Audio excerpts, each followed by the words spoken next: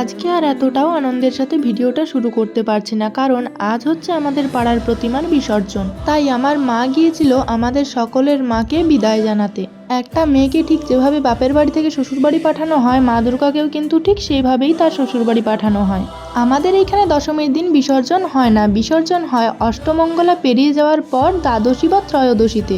আর জানি না কেন প্রত্যেকটা বছর মা দুর্গা যখন মন্দির থেকে বেরোয় ঠিক তখনই এইরকমভাবে সূর্যাস্ত হয়। সেই কোন ছোটবেলা থেকে দেখে আসছি, এই সময়টার কিন্তু হেরফের হয় না। ঠাকুর যখন এইখানে চলে যাচ্ছিল মন্দিরটা ভীষণ খাঁ খাঁ করছিল। জানো তো, প্রত্যেক বছর না চেষ্টা করা হয় যে ঠাকুরকে একটু দুপুরের দিকেই মন্দির থেকে বের করানোর, কিন্তু সেটা আর কিছুতেই হয় না, সেই সূর্যাস্তের সময়ই হয়ে যায়। আর এইখানে আমার ভাই ঘন্টা বাজাচ্ছিল। একটা প্রতিমাকে কতজন মিলে টেনে ধরে আছে দেখতে পাচ্ছ। পুজোটা কেমন জানি আসছেই ভালো লাগে। এই সময়টা চলে এলে মনে হয় আবার তো সেই একটা বছরের অপেক্ষা, যে অপেক্ষাটা করতে বাঙালিরা ভালোবাসে।